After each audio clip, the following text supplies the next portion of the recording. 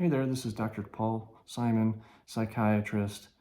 Please subscribe to this channel so that I can continue to make more videos of common sense mental health tips. Last video I made was about medication failures and why medication trials fall short. Two main reasons. First of all, before we get to other reasons, is the person doesn't take it long enough to let it work or take enough of it to make it work. Okay. Now, beyond that, the doctor has to go back and think about, okay, why is this medication not working? So presumably the person's taking a full dose medication every day reliably for a long enough time to let it work.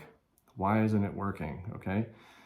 Well, what I do, and I think what most prescribers do, is say, okay, well, am I treating this person for the right thing? Is my diagnosis wrong? So for instance, let's say somebody has depression and you're giving them an antidepressant.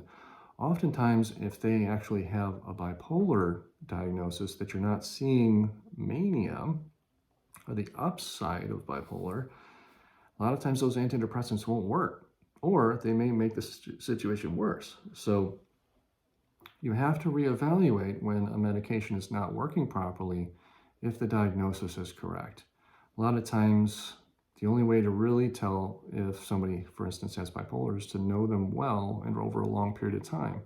A lot of people with bipolar don't really show much mania, if any. So a lot of times they're just suffering from the depression, really.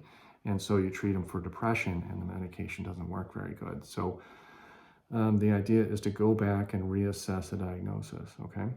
Now, another thing that comes into play, especially with mental health pictures, is that there's some other factor playing into the person's suffering. So let's say somebody has depression and the antidepressant's not working.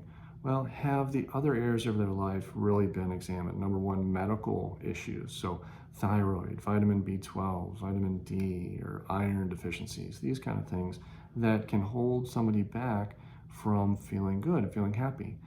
Substance use issues. Marijuana can block somebody's emotional growth and intellectual development. So are they using a lot of marijuana products or alcohol or other substances?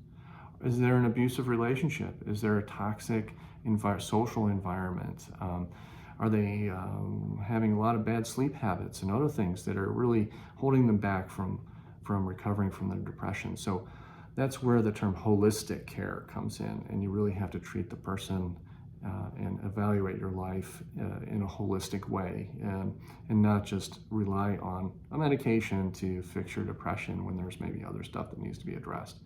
So again, that goes back to evaluating, okay, am I being treated, or am I treating this person for the correct diagnosis, or am I missing some other diagnoses that are holding the person back? So you really have to get that broad picture of what's going on in somebody's life. So I hope these tips help you get more out of your treatment, and as a prescriber, you can help other people a little bit more effectively. So you all take care, and we'll see you again soon.